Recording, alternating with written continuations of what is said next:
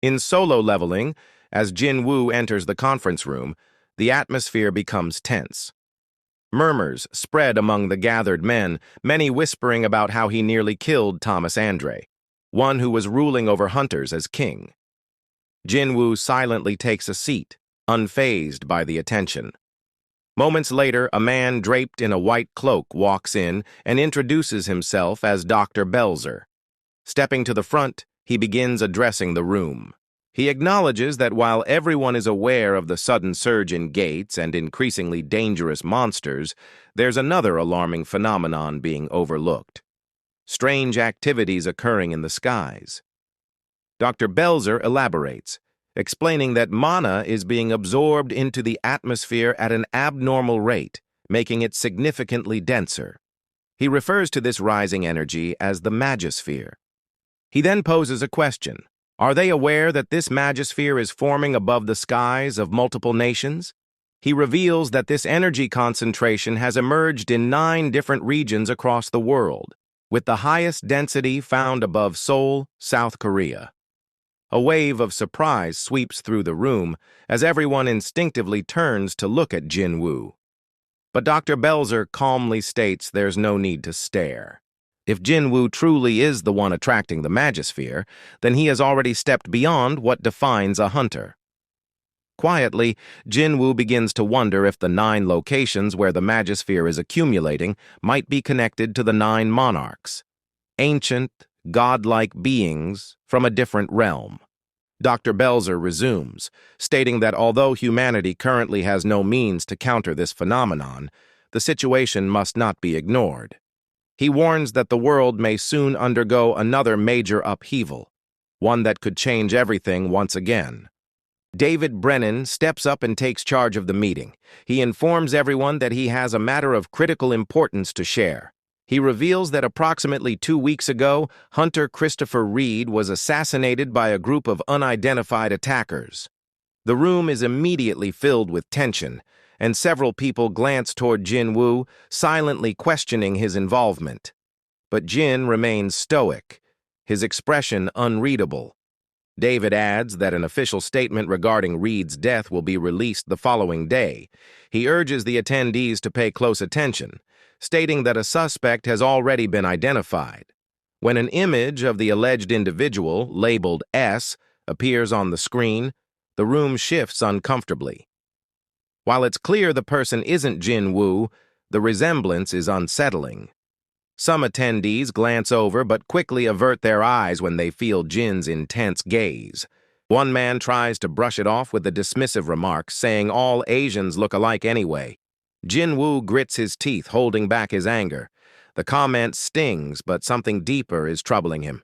His mind drifts to what Kamish once told him, about 4 humans who were chosen to wield the ruler's power. He still doesn't understand why the rulers would create a monster in the image of his father. Could it have something to do with Kamish's warning? David resumes the briefing, reporting another alarming event. A mysterious creature found within an American gate was capable of speaking a human language. To handle the interrogation, they summoned S-rank hunter Hwang Dong-soo. But instead of answering, the creature knocked out Dong-soo and escaped, leaving the Hunter Bureau's headquarters to rubble. This act raised even more red flags. According to David, the suspect is strong enough to defeat Hwang Dong-soo. No easy feat. He speculates that similar humanoid monsters may have broken free from dungeons and worked together to eliminate Christopher Reed. As the projector displays more visuals from the incident, a sudden realization dawns on Jinwoo. In his mind, he hears the voice of his father, warning him not to return to Korea. Not for Jin's sake, but for his own, or he will never find peace, even in death. To confirm his suspicion, Jin summons Greed, who verifies what Jin had feared all along. Everything was falling into place. The director then announces the next steps. They plan to seek assistance from powerful guilds worldwide in order to track down and capture Suspect S. He urges all those present to contact him immediately should they come across any relevant information. The atmosphere grows heavier when one of the attendees raises a question. Is there any solid evidence that suspect S isn't human? David Brennan answers confidently, explaining that the mana emitted by the suspect perfectly aligns with that of a monster, leaving no room for doubt. Another participant asks if this mysterious hunter actually exists. David confirms he does.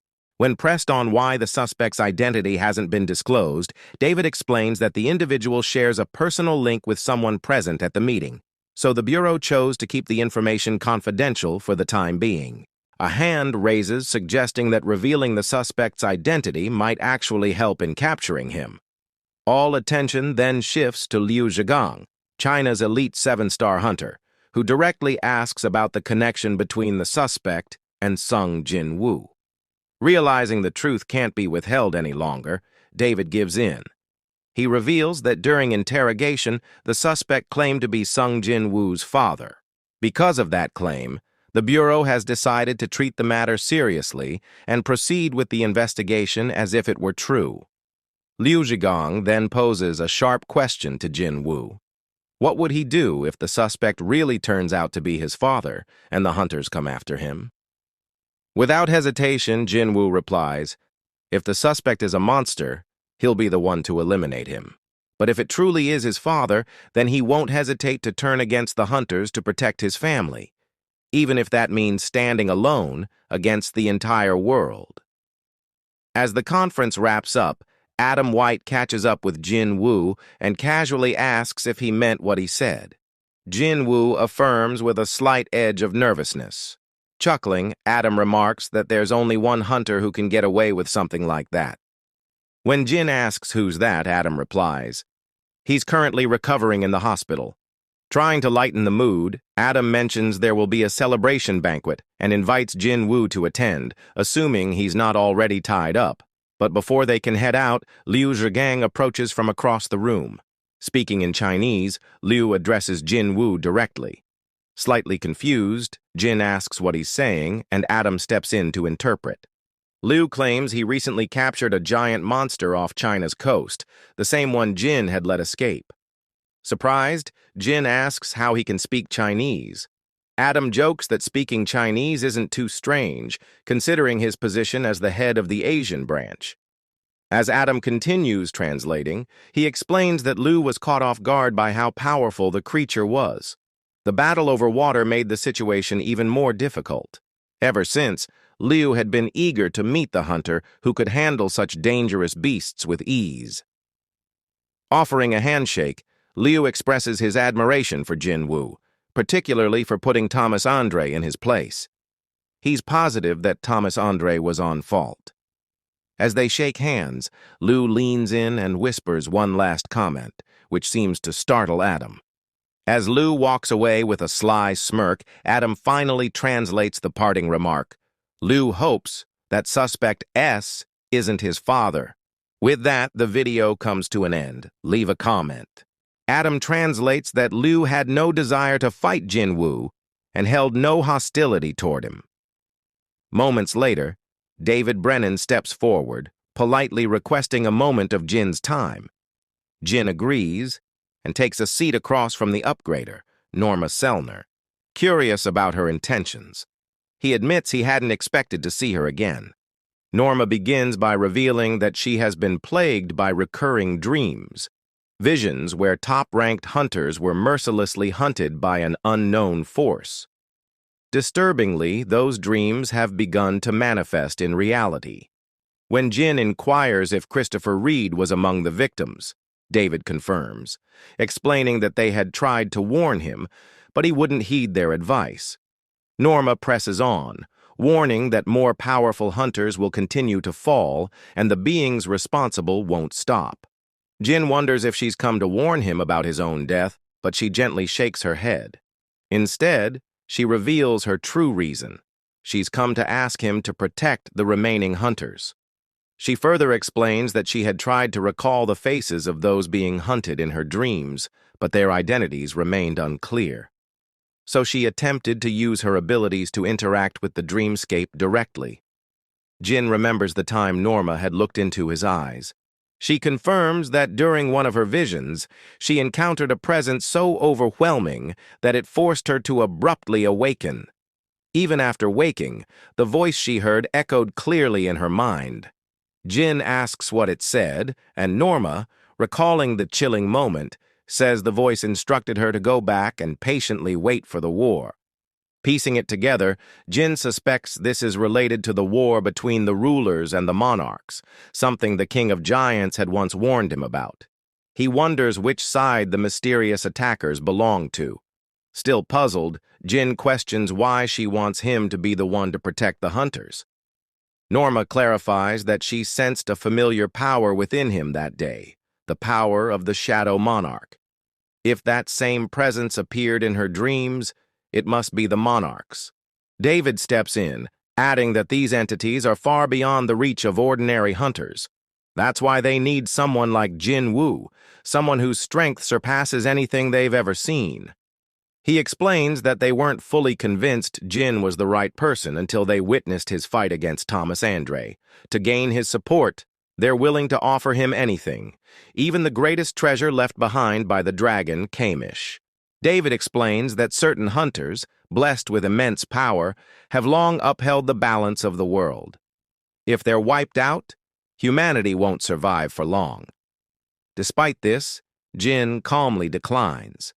Surprised, David asks if it's due to lingering resentment toward Thomas Andre, but Jin denies it, stating that he still doesn't know who his real enemies are.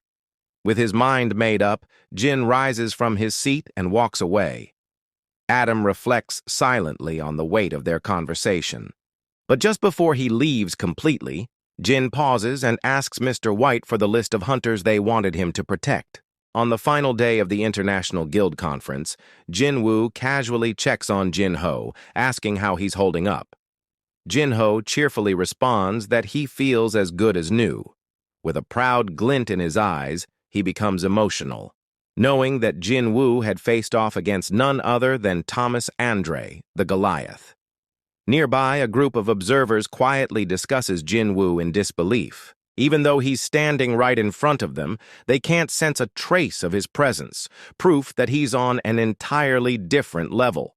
They also piece together that Jin-ho must be the hunter Jinwoo fought so fiercely to protect. Soon after, a man approaches Jinwoo, introducing himself as the CEO of a global enterprise that specializes in handling and selling monster remains. He proposes a deal to purchase all the giant monsters Jin has hunted. Taking the opportunity, Jin mentions that while he leads the raids, it's his vice chairman who manages the business operations. Watching Jin-ho interact confidently, Jinwoo smiles to himself, recognizing how far Jin-ho has come in his role. At that moment, Adam White hands over a document. He explains that they've evaluated the hunters using a point-based system that accounts for their overall contribution and activity. The top 10 hunters sit at the top of this list. Adam tells Jin that if he accepts their offer, he might be asked to protect these individuals. Curious, Jinwoo asks where he ranks. Adam responds that, considering the number of giant-class monsters he defeated, Jin would likely be placed around 3rd or 4th. The rankings currently list Thomas Andre at the top, followed by Liu Zhigang, then Christopher Reed, and in 4th place, Siddharth Bachchan. Calling the process tedious, Jin decides to assign a shadow soldier to each of them. Instead of memorizing all their names, he plans to monitor them and identify which of them are aligned with the rulers. This way, he'll be able to figure out who's an ally, who's an enemy, and who he'll eventually have to confront. Just then, footsteps echo through the hall, and the atmosphere tenses. Thomas Andre appears, calling out to Jinwoo and asking for a moment. He explains that his arm, damaged by the immense magical energy in their battle, still hasn't fully healed. Healing magic hasn't worked, and the doctors say it'll take time to recover. Acknowledging the events, Thomas admits that Jin could have easily wiped out his entire guild after defeating him. Yet not a single guild member was killed, excluding Huang Dong-su, who caused the incident. With genuine curiosity, Thomas asks why Jin chose to spare them. Jinwoo responds calmly, saying that Thomas hadn't committed any crime worthy of death. As he turns to leave, he mentions that he'll hold a proper funeral for Huang, despite his unforgivable actions. Thomas then requests to take responsibility for the funeral himself. Raising his injured arm, he adds that once he's recovered, he'd like to sit down and share a meal with Jin. He asks for Jin's contact details, saying his manager will reach out. Bowing respectfully, Laura, the manager, explains that Thomas is truly grateful Jin didn't harm the guild members, and despite appearances, he's actually quite shy. Laura insists on receiving Jin's contact information, explaining that Thomas wants to send him a token of appreciation. Jin politely declines, but Laura insists that Thomas is highly competitive and would feel uncomfortable owing someone a favor. Jin then suggests something small, like a dagger, would be nice. She thanks Jin for understanding and takes her leave. As she walks away, Adam asks whether they should begin meeting with the hunters on the list. Jin dismisses the idea and instead asks if anyone's missing, noticing that the 6th-ranked hunter isn't accounted for. Adam admits, surprised, that they lost contact with him just days before the conference. Even the secret agency and Brazilian government have been unable to locate him. Jin suspects that the hunter may have already been eliminated and notes that 7 hunters remain. In South Korea, Chairman Go experiences a sense of unease. His heart has been troubled for a few years, but recently the discomfort has worsened. Doctors once told him he wouldn't survive more than 6 months if he kept pushing himself. Yet 2 years have passed. As his office phone rings, he answers, hearing a familiar voice checking in. He reassures her, calling her a worrywart, and says he was just about to head home, until a strange sensation stops him. Looking out the window, he feels a powerful, unfamiliar presence. Confused and alarmed, he wonders how something like this could be happening. His eyes widen as he spots an overwhelming figure. The Frost Monarch has arrived, right at the chairman's office. This thing is getting interesting. Follow for more.